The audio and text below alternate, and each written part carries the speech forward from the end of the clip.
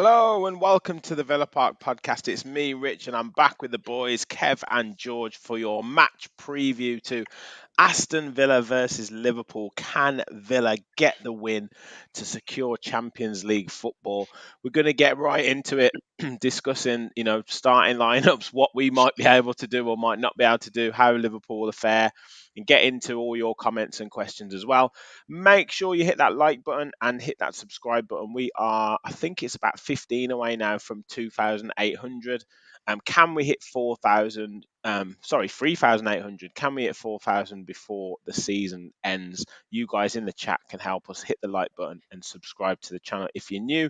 If you want to become a member as well, click the link at the top of the chat.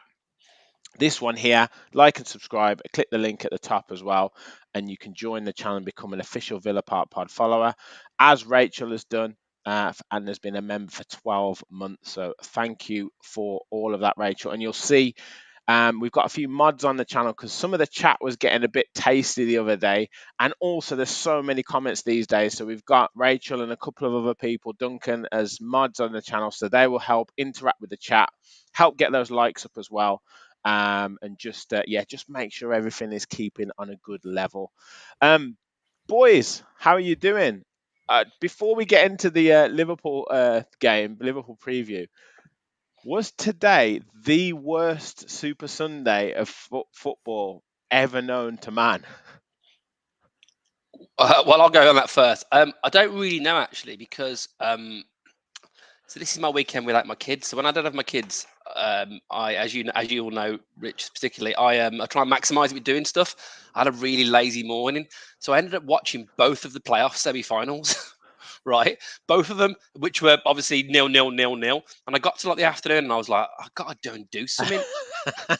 So I was like, I either watch another football match, or so I went on a 6K walk, and then I went to the gym. So go me. But I'm glad you've said that now, because I thought I'm missing. I watched 2 0-0 draws in the Championship to miss out on this massive Man United Arsenal, particularly how Sky built it up with all of the the movie titles over the years and all the events.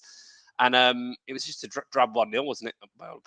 It was so bad. I mean, I don't know if you watched any of the games, George, but yeah, I had a few drinks last night, so I had a little bit of a sleep on the settee. Obviously, the football was not exciting at all, and then I had to, similar to you, I had to go out for a walk because I had to do something because it was just the football was so boring. I don't know if you watched it, George. Luckily I missed both of the playoff games. Well, saw very tiny little bits of the first one and a bit of a build up to the second one. And then I went around the in-laws for a nice barbecue because it's been absolutely scorching down here today. Watched about half hour of the United Arsenal game. Yeah, it seemed like it was all right, but nothing to write home about. Big win for Arsenal today. But yeah, do you know, I'm quite looking forward to the season being over now. It's a bit of overkill, mate. Just get that 4th place, and I think I'm done with it for a little while. Yeah, I know. But Kev, one thing we won't mind is if tomorrow is boring and we get a sneaker 1-0 win, or maybe get a point towards the that 4th spot. We'll take any result we can tomorrow, won't we? We will, because obviously there was a spell, wasn't there, on Saturday afternoon when Burnley were 1-0 up, and I could see the table as it stands, and I thought, oh my God, 7 points clear. They got 2 games left after this Spurs. It's done. And then clearly, inevitably, they came back to win it at the end. Spurs do that every time, don't they? They go 1-0 down to put a small team, and then always come back and win 2-1. It's nailed on. Yeah, absolutely. So obviously it takes it to the next game. Even today, I was desperately trying to get signal at the gym to see whether it had finished 1-0, because I thought, well, that obviously if Man City, if it had been a defeat for Arsenal, Man City probably wouldn't have had the same level of intensity I hope they've got on Tuesday night. So it's all interlinked, and I think right now, Rich, I think I'd take a draw. I really think I would. With our squad, with how we're playing, with obviously how it feels like we are literally, if you've ever had it situation where your car says you've got 0 miles left and you're just trying to get to the closest fuel station, that's how I feel. 0 miles is basically 5 miles, isn't it, at least? So that's how I feel Villa are right now. We're just limping, and it could well be that we can lose both the next 2 games, because as you might have seen from my tweet today, I think Palace are going to win the league next year. Not seriously, but they're the best team in the world at the moment, probably. And we might not get another point, and we still might finish fourth. And then, George, we can finally put this season behind us and relax for a few months, and then go hard next year at the title. Yeah. Shout out to Duncan. £5 super chat. Awesome, mate. Thanks to you guys for all your hard work on the channel. Remember to like and subscribe all. So Duncan is a mod as well, so he's told you, make sure you do it. So like you say, like Kev says, George, I know I was a bit ranty on Thursday and I was angry and annoyed, but now we're hearing that Leon Bailey obviously has been playing with a bit of an injury. He's a doubt for tomorrow night. And we are kind of that car with no petrol in the tank, sort of coughing and spluttering towards that petrol station. But yeah, I mean, I would take any sort of positive result tomorrow night by hook or by crook. Yeah, same. I think I'd snatch a hand off for a draw right now. I'm kind of holding on to the fact that now Liverpool are cemented third, haven't they? They're not going up, they're not going down any further. Maybe they'll just maybe they've had a long hard season too. Maybe they'll just not turn up as well, and maybe we can all just settle for a nice 0-0 or a nice 1-1 draw. But it like you said the other night, it's the Liverpool tempo that what they usually play at is going to be a worry, isn't it? Because if they play at the tempo they do, I'd say we're in for a tough night, and it's not really what you want this stage of the season, is it? Liverpool come knocking at Villa Park. No. We'll get into kind of the atmosphere, what Villa could create, and maybe getting off to a good start. But Kev, Liverpool been a bit funny the last sort of few weeks, because apart from that Tottenham game where they kind of steamroller them for the first sort of 60-70 minutes, then Tottenham came back into it a little bit. They're not being particularly playing very well, and we were talking, saying about kind of teams stumbling over the line and getting bad results at the time, and Liverpool were one of those teams. So yeah, like the tempo that they usually play at, and if the real Liverpool does turn up, then they will be a real force against us. But they haven't been as consistent, have they? Certainly the last month or two. They've not at all, and I'm not saying this next comment because I'm all like Villa are the best team in the world now. Obviously, I do feel like we've proven ourselves this season until the squad weaknesses and injuries have kind of hit us. But I think Liverpool have massively overachieved this season. I thought when they had all the changes in the summer, obviously some new signings coming in, I didn't think they'd do as well as they have, and that's a testament to the manager clearly. And I think that they will struggle next year without him. And that hopefully is good news for Villa on their day, as we saw at Anfield, as we've seen a few times this season. They can be absolutely brilliant. But I also think they've got players that you think maybe are gettable at, possibly. I don't think Van Dijk is when he was, and I think Watkins on form, hopefully fired up for us. So remember that game recently where it was like, we messed up and we improved for a big team, and have we got the character for it, basically. Watkins has obviously had a quiet spell lately. Can he give it one of his best performances? Can we get one more? It's like in a movie, isn't it, when they give someone, well, I don't know if we can do it. I'll give him the injection. We need to get him through the next scene. Basically, can we get Watkins just fired up to go at Van Dijk? Who I don't think I'm amazed he's been nominated for Player of the Year. Van Dijk, to be honest, I don't think he's been anywhere near that level. But we know also easily they could destroy us. I think someone put in the comments that their kids are good. They won the Carabao Cup, didn't they? So clearly they've got some good players. But then I was thinking, is it time for us to put some of our kids in? I know it's a big game, but if you're going to have Bailey out, obviously, there's been some struggles in terms of players coming in. Is it time for maybe a Kellyman to come in for Bailey? If who else is there? We're out of players, haven't we? I can't think who else is coming in. If Liverpool are going to play Dan's, and all the youngsters they've had coming into the team, and Bradley, etc., why can't it be a Kellyman or someone else? There was no attackers on the bench Thursday, was there? Apart from Duran, obviously, unless you change the system. I'm not sure where Munro and Patterson actually play. The other ones. Caden Young's an attacker, so I think he's a wide player as well. I'm not sure about Munro and Patterson that are on the bench as well. So. I don't think Emery does it. I think he's had opportunities to potentially do that previously, and he hasn't done it. And I don't think he'll do it away. In the final home game against Liverpool. Do you think Klopp as Kev highlighted, they can't finish higher or lower than third now. It's his last away game of his tenure. Does he go into it playing some of the young players like with a bit more of a relaxed attitude, or is he going to want to, go out on a high? Mate, could be either or, really, couldn't it? He has looked a bit more chilled actually in recent weeks. Sort of like, do you know when they lost to Atalanta in the Europa League? Yeah, like that was obviously a very bad night for them, a bad result, but he almost seemed kind of relieved about it, and he looked quite casual, and he cared, but that wasn't like the Jurgen Klopp of a year ago or whatever, who blames every cat under the sun apart from himself, blaming refs and all that. He was just, it is what it is, I'm on my way out of here. We'll finish where we'll finish. That's kind of what I took from it. So yeah, it all depends. I mean, players these days, I think they tend to sack it off a lot more these days if they don't fancy it, not like compared to years gone by. There's this thing, this that saying there's nothing to play for has crept in now into football, and I started to think it is a thing, and hopefully that will be the case. Yeah, I think it'll go in spells this game tomorrow.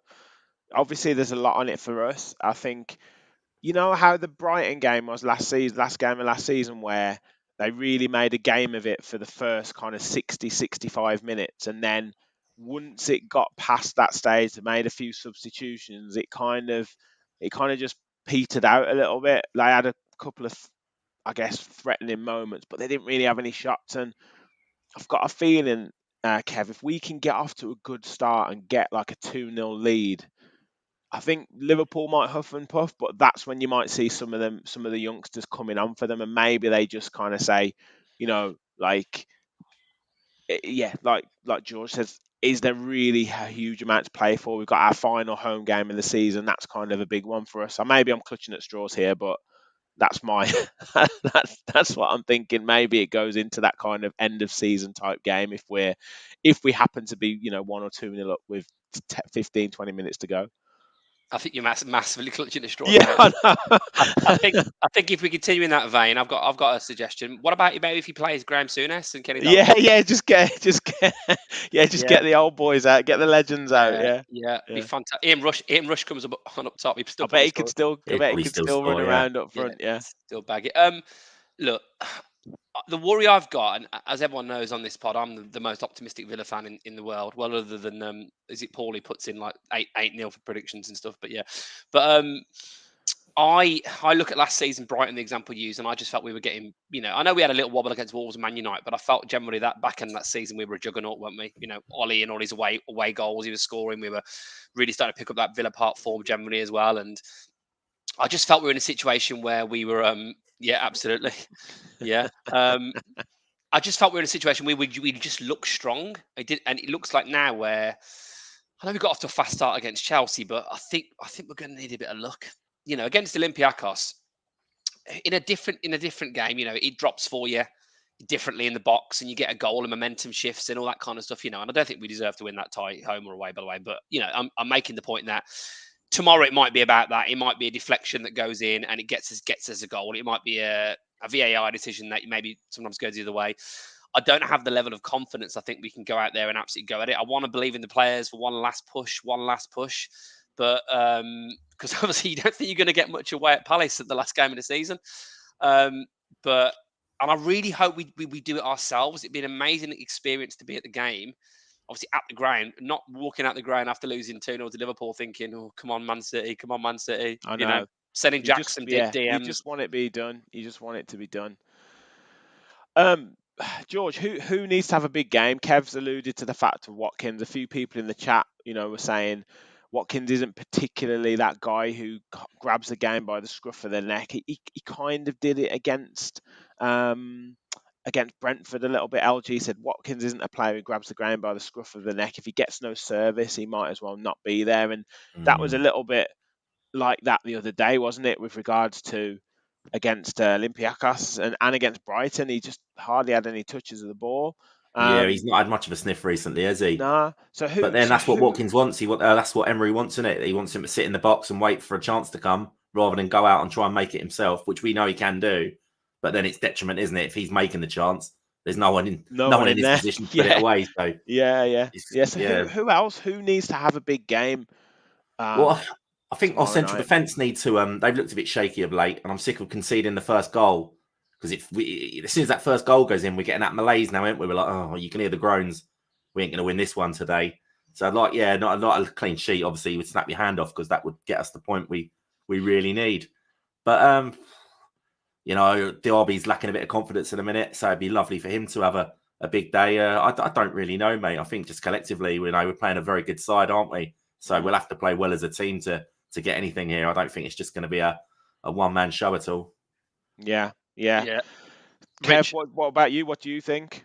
I think the fullbacks and Douglas Luiz need to be good because I think the fullbacks have been off lately. We've been open. I mean, look at that first Olympiacos goal. I don't know what Dini was doing, and I don't think Konza, when he's played fullback, has been great lately, and Luiz has been nowhere near it, hasn't he, the last few weeks.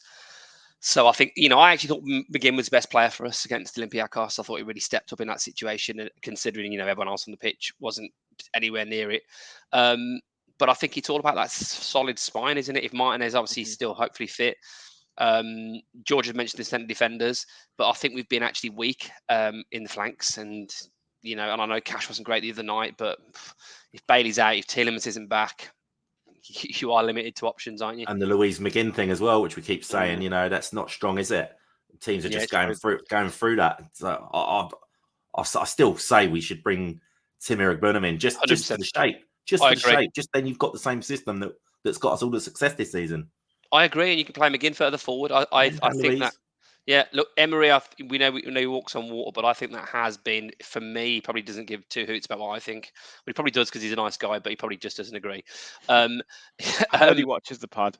He absolutely loves the pod, doesn't he? He loves the pod. He's a big. I think he's one of these commenters. He's an alias, so we need to find out who he is. But we've seen it many times, haven't we? We're crying out for that balance in the team, and it's looked open. I do think lately, when he's played Diaby and he's played Rodgers and he's played Bailey and he's played Watkins, it's been almost too offensive, and we've been beaten. Cut open in midfield. It's like that. Do you remember that Sherwood phrase when Tim Sherwood was in charge? He used to say, oh God, I've said that and I've forgotten what the phrase is now. He used to say it's too much icing and not enough cake.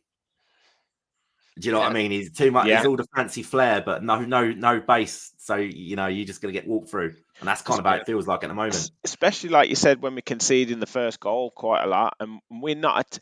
You've said it so many times in our kind of chats as well, George, that we're not a team. Yes, we have come back in previous games from deficits, but we're not that team that can do that very often. We like to control the game. We like to get in the lead and then kind of keep control of it. We don't do that well at chasing games because, as you can see, we haven't particularly got the players who can grab a game by the scruff of the neck, score a goal from 25 yards out of nothing, beat 2 or 3 men and do something magical. We haven't got that, and that's not a criticism, but yeah.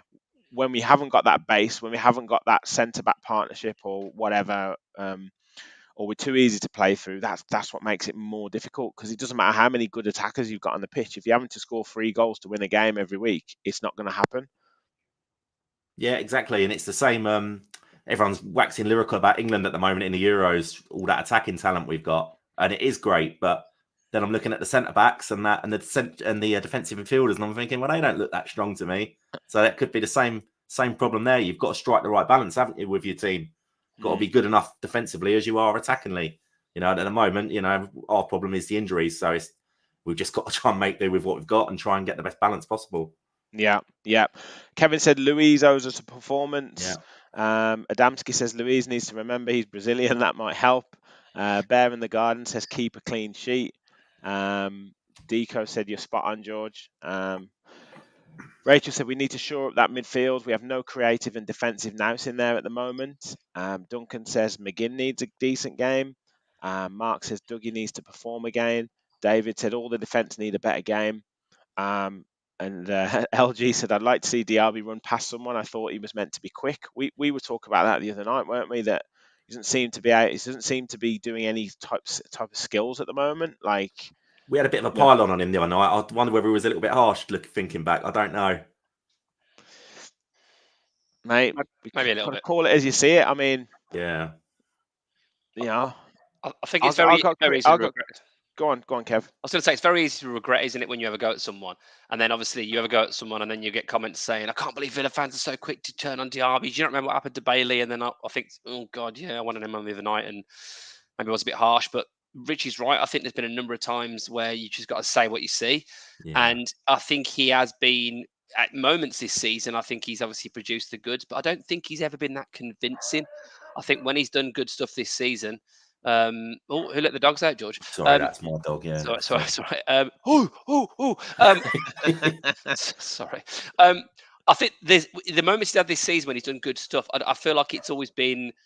I don't know. I just don't think he's been that convincing. You see what Bailey's been like, where he's just been absolute quality. So yeah, but then who knows? Maybe Diaby will score the winner tomorrow night, and we'll be. We just can't get him in, guys. All sorry. Yeah, it's all right, mate. He's shouting Absolutely, Kev. about Diaby, isn't he, the dog? Yeah, he's a fan.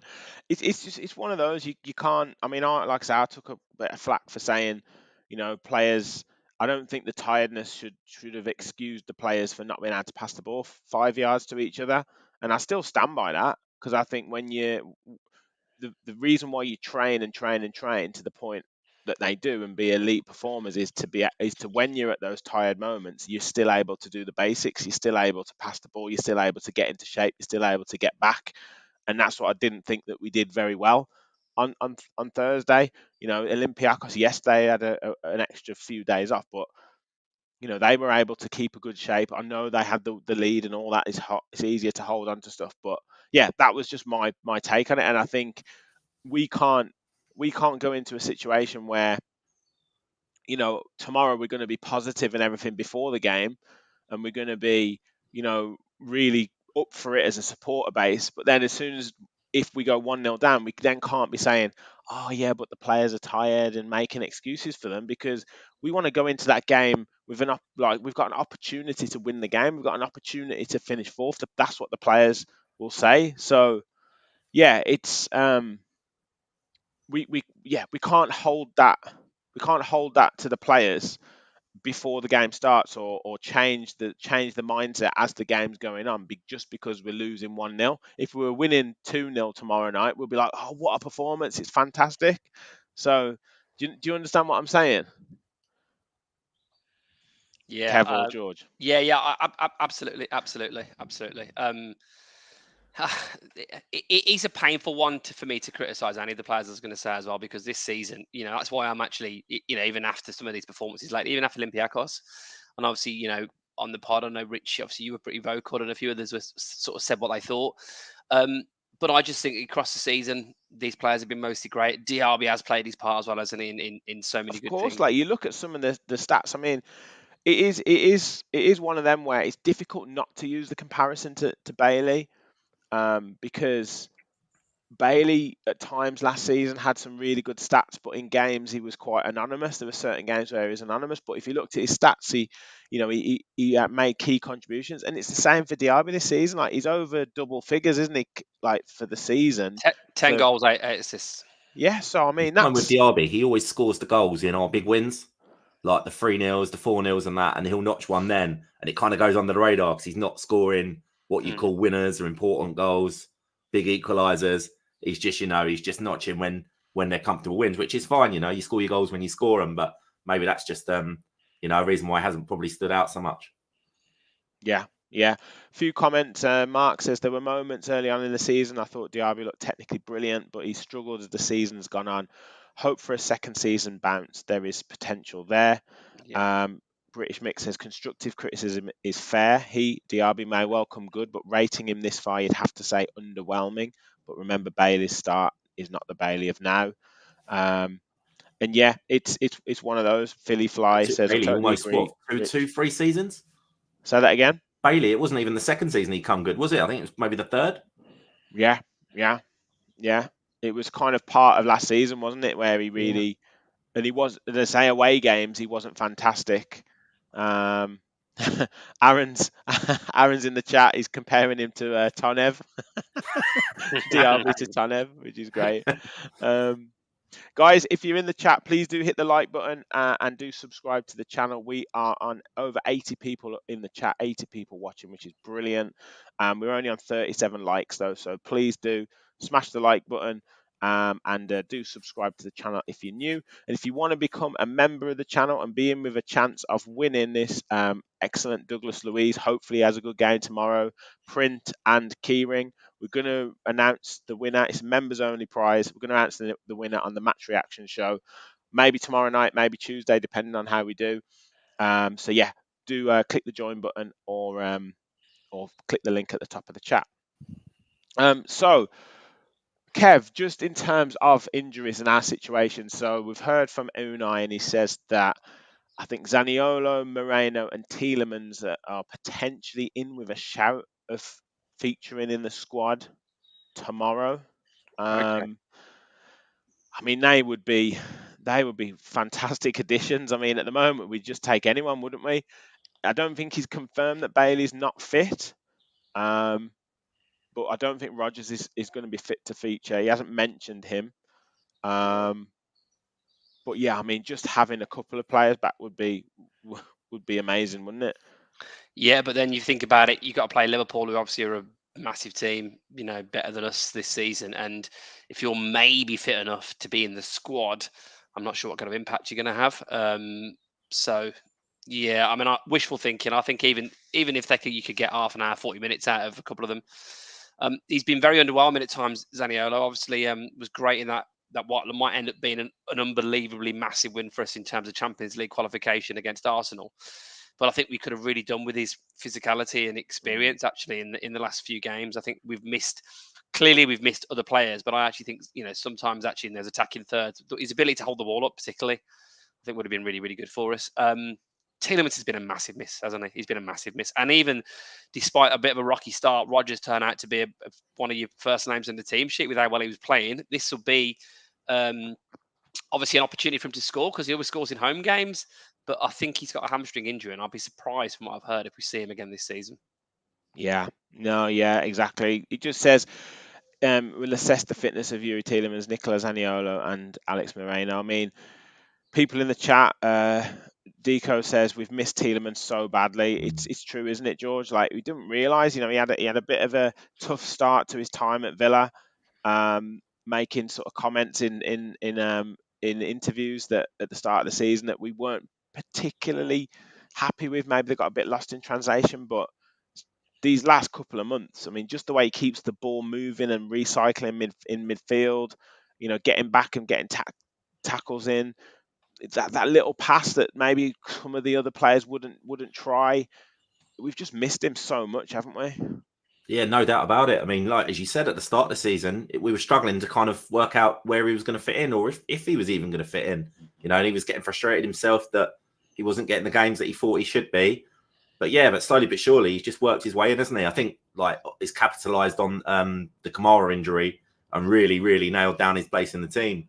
And he's been great. Yeah, you know, I think I said it before. I just think he's just good at everything. I don't think he's brilliant, but there's not much he's bad at. He can do a bit of everything, can't he? He can do the attacking work. He can pass. He can run. He's fit. He's got a shot on him. He's just a very clever technical player that's been around, experienced, won trophies, been in Europe. And yeah, and the team started really ticking with him. And I'm not sure how much we realised how good he was until he wasn't there. Yeah, and, you know, we've struggled ever since, haven't we? I was going to say, the thing with Tielemans as well, he's only just turned 27. Yeah. He's been around number of games he's played. Since he was 16, I think he started playing first team football. So yeah, he's got years left. Obviously, you sometimes say players that play a lot when they're young. Sometimes they lose it a bit quicker, but he still looks like, to me, he could be a massive part of this team for the next few seasons. So he's just been huge, hasn't he? Because he has got that experience. You know, Premier League winner, FA Cup winner. No, didn't win the Premier League, wasn't he? He was not there for that. Yeah.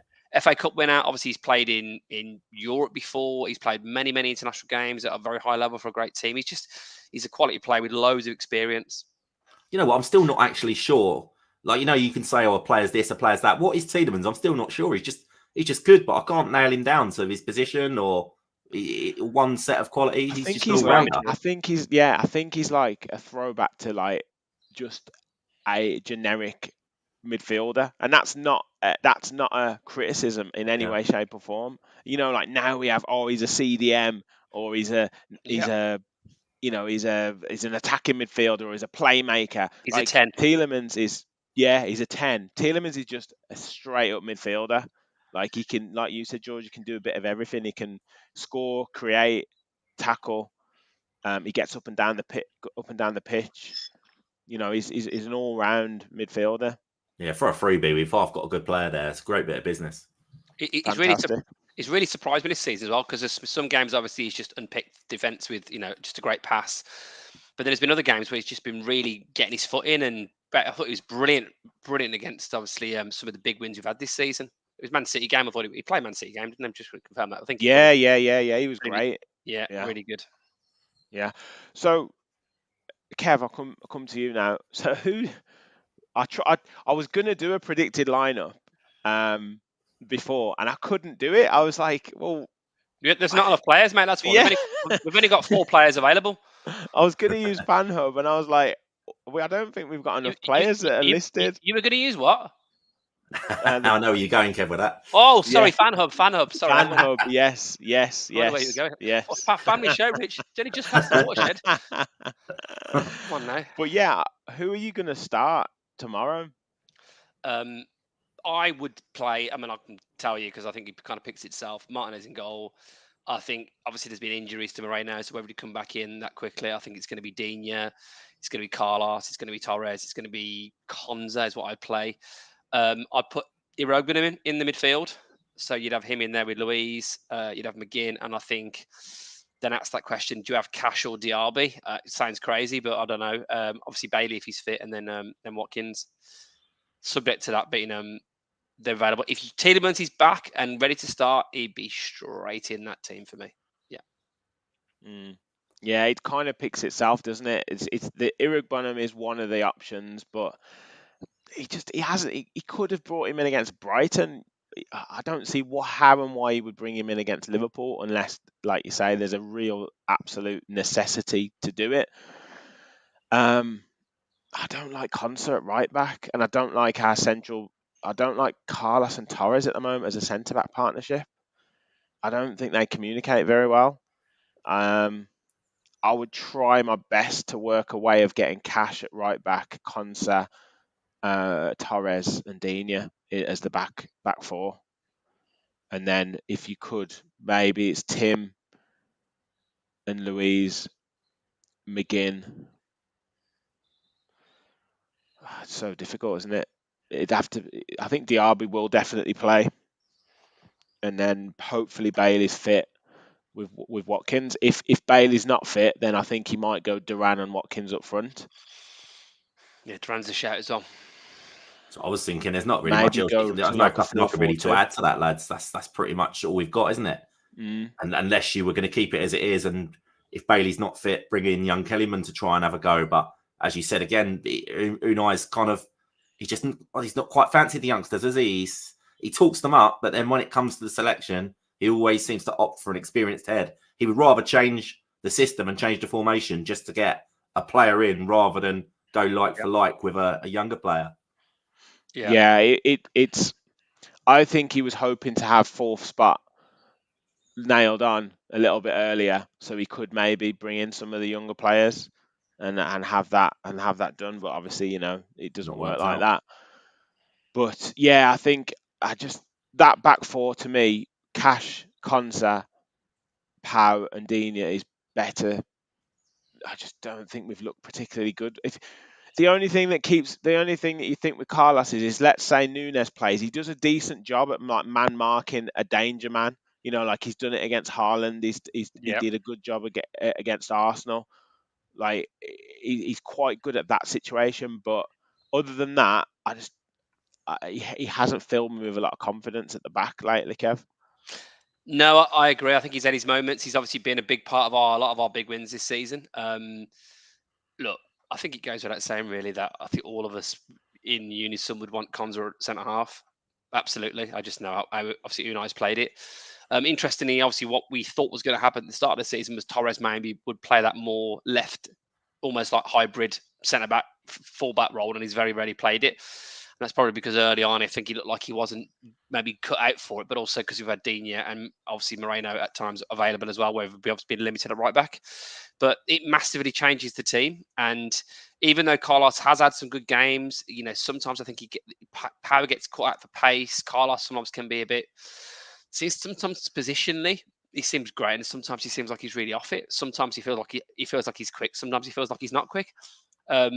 He has. We all remember obviously how he bodied Haaland, and that massive win at Villa Park. But I would be happier if it was Konza and Torres. But I just don't know with the personnel available whether it will be.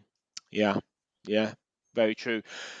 I think if those players do pass a fitness test, maybe he starts one of them and then brings them off after 60 minutes or something like that. But I can't see, Moreno, Zaniolo, and Tielemans all starting. I think it'd be nice for him to have some options off the bench. But yeah, it's going to be interesting. George, obviously 8 p.m. Monday night kickoff. Hopefully a big atmosphere.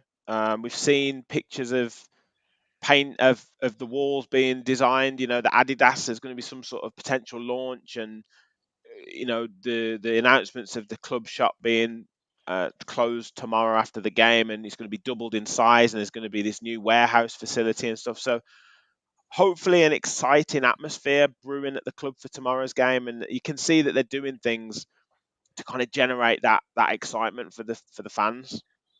Yeah, definitely. I mean, if you heard Hex doing his interview the other day, he spoke a lot about this, didn't he? All what they've been doing for the players, making the players come through the crowd before game, and where they've got the bandstand and all that now, haven't they? Food vans and all that. It's getting quite, it's like he says, he wants an entertainment venue as such.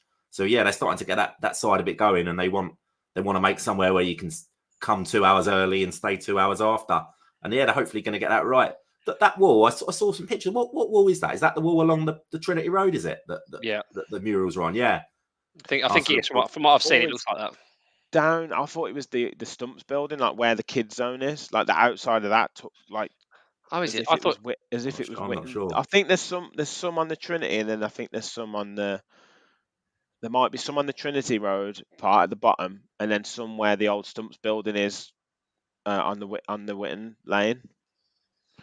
But you'll have to show us, Kev, when you go down. But it's going to be a massive atmosphere, though, isn't it, tomorrow?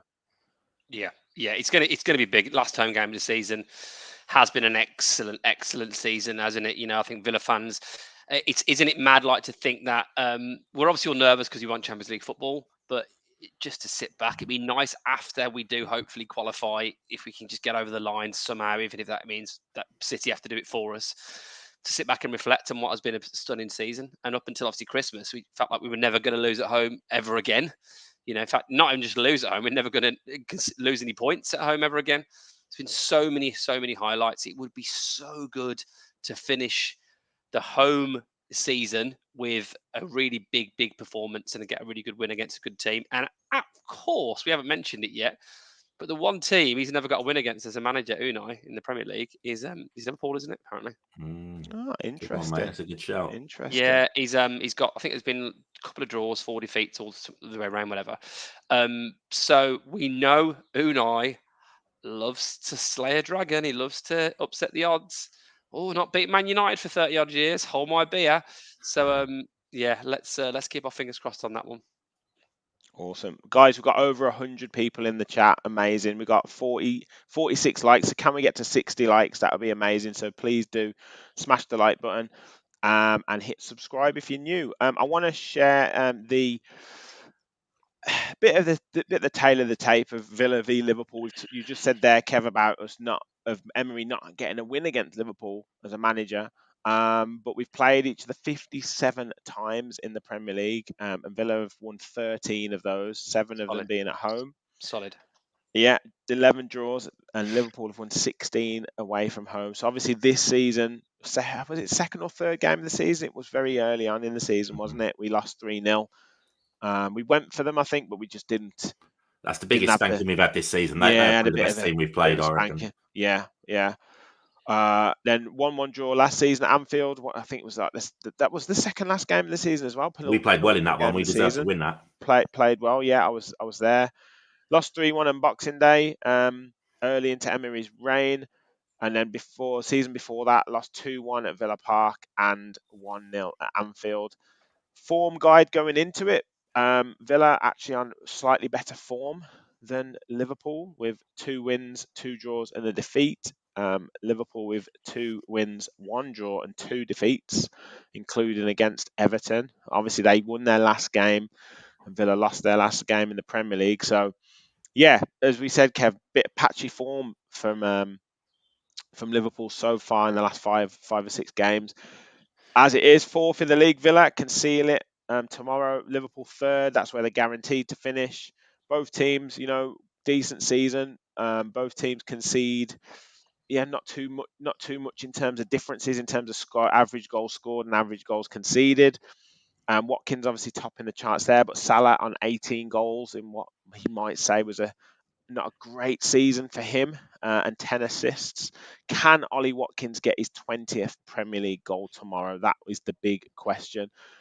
But you looking at those stats, Kev, it's going to be a tough one, isn't it? It is, yeah, based on Premier League history with Liverpool. I do think it's always sad when you go through the most recent games over the last few years that we've now, we've just lost out on that 7-2 being on there, haven't we? In the last couple of years, because that was always a nice one to have. Oh, don't forget we beat you 7-2. Yeah. Yeah, the form guide. I mean, I don't know if you've seen what was going on Sky today. Apparently, they were going saying, "Hey, Spurs are, Villa's form's a bit patchy. Spurs have lost 4 out of the last 5. And they're still I know. Still saying Spurs are going to get 4th." I saw something the other day saying that since January the 1st, and this might have been before the Brighton game, but Villa were like 5th still in the table, but Tottenham was something like 15th. But Tottenham are the team that are going still kind of in the challenging for 4th, and Villa are the ones who are stumbling. You know what that is though, It is because crazy. they got 2 goals back against Liverpool when they were 4 down. So they've Yeah. still got it. They've still got it. Oh, well done. Liverpool have one of the things that's been the most surprising to me actually is at the end of this season, where at one point they thought they were on for the quadruple Liverpool, didn't they? Pretty much. For it to peter out like it has done.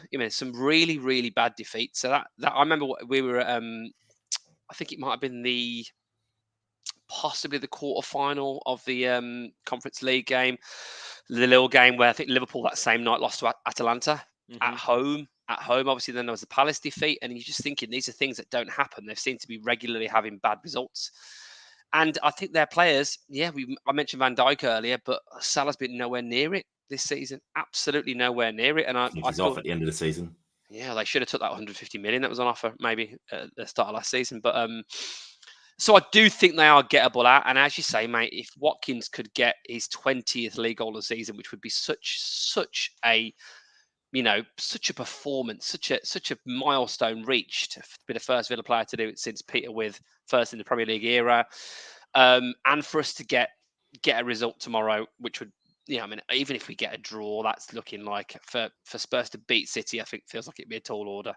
So, it's all to play for, isn't it? It's all to play for, and can we just get one more performance out of the lads? Can we do it? Yeah, that's the thing. I will trouble you for your score predictions in a second, and people in the chat, get your score predictions in. Just want to share with you we've linked up with footballprizes.co.uk on the channel, and they do special prizes every week or every couple of weeks.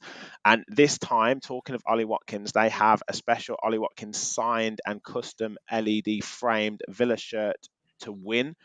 Potentially win.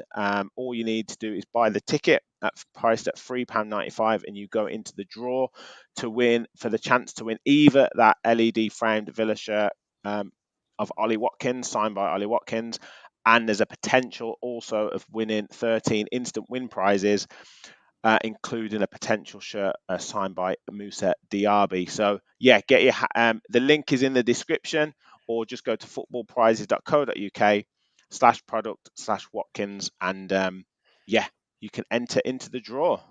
Fantastic prize there from footballprizes.co.uk. Who is in the chat? Let's have a little look. So Duncan has said Villa 2, Liverpool 2. Lots of draws coming into the chat at the moment. Villa 2, Liverpool 2. David says 2-2 as well. Sai AVFC says Heart says 3-2. Head says 1-2. So 2-1 to Liverpool, but City will win on Tuesday. Deontay says 1-1. Paul is very confident again, but not quite as confident as he has been.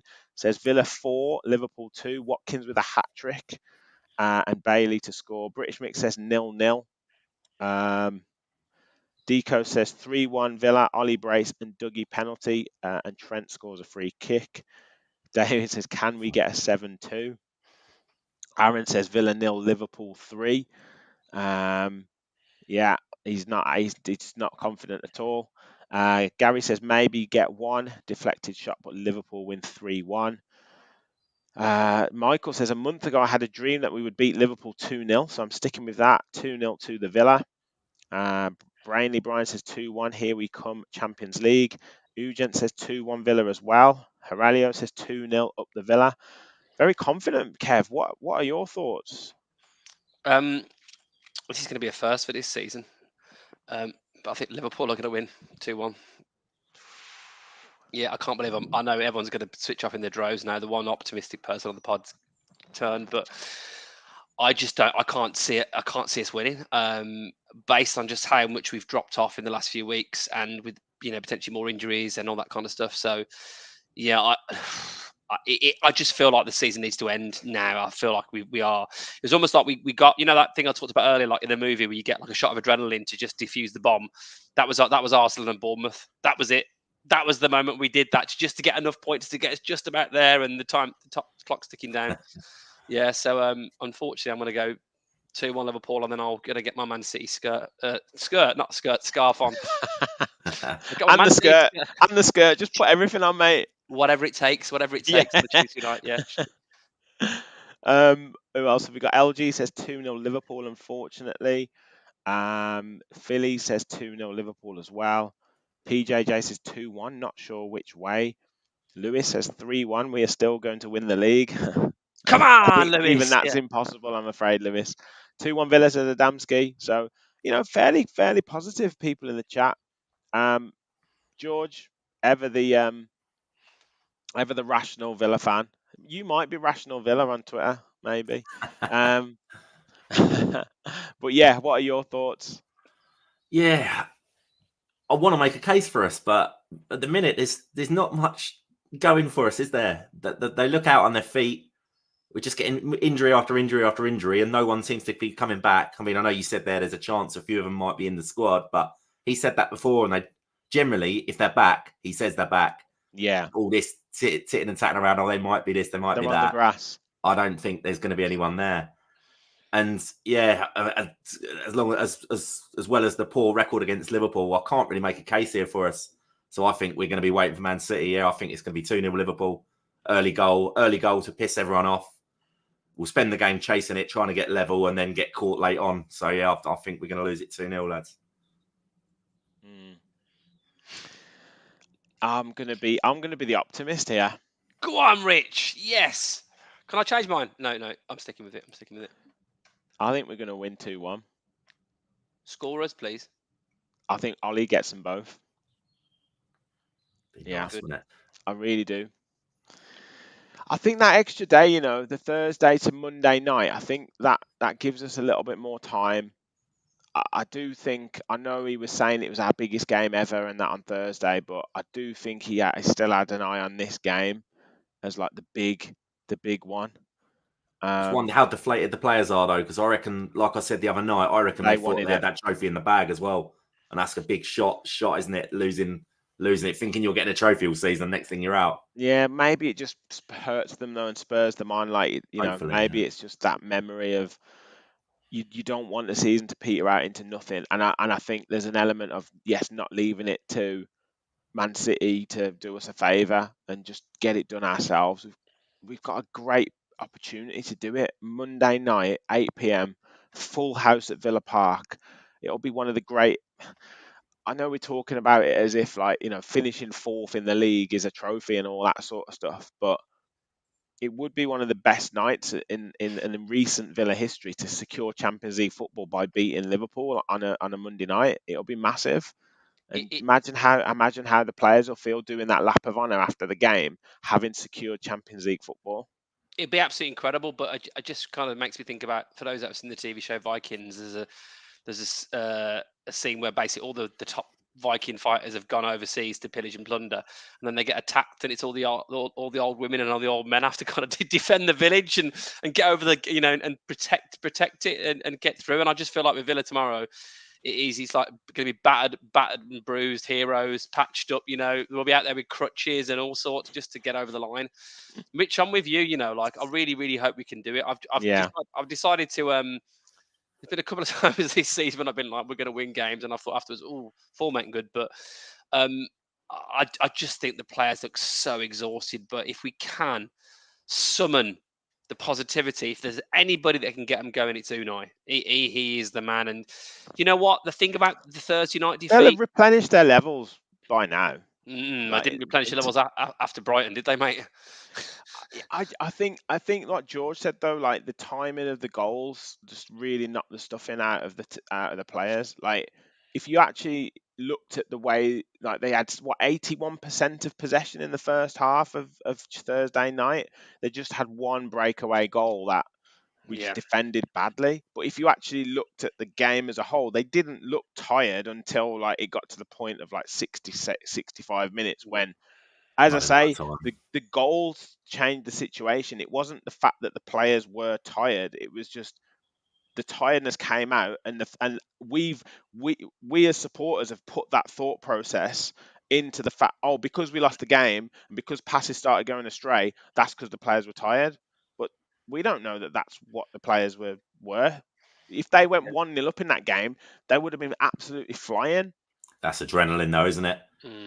The longer that game went on, the more Olympiacos knew that it was going to be their night, and the less we knew it was going to be our night.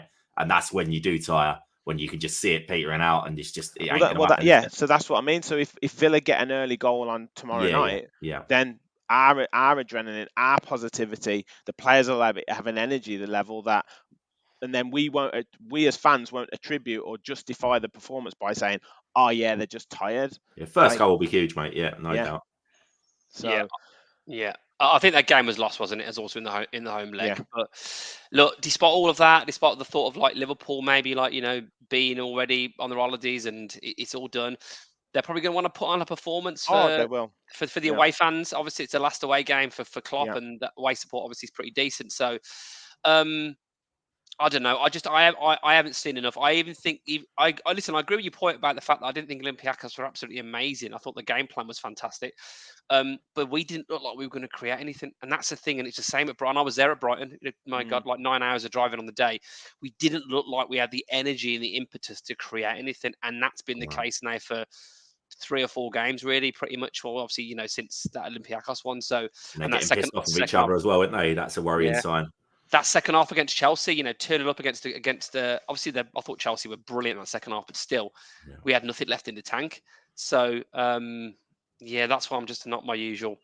We're going to win 57-0 self. Yeah, we'll see it. We'll see. One good thing is that Man City look like an absolute juggernaut at the moment, and Erling Haaland is like, I don't think he scored yesterday, did he? Gvardiol's like absolute, like turned into prime Zinedine Zidane or something in the box. Snuck him in the old fantasy team yesterday. I was delighted with that. He banged a couple of goals, didn't he? Yeah. And he could have had the penalty as well, and he turned it down. And they're just he'd have been the first defender ever to score a hat-trick in the Premier League. Did he turn it down? Yeah. Did he? I thought he wanted it, and they said no. No, he turned it down and give it to Alvarez. I mean, he turned down a penalty for a hat-trick. Aaron, tell us what he is in the chat, please, for doing that. Yeah. It begins with B. Yeah.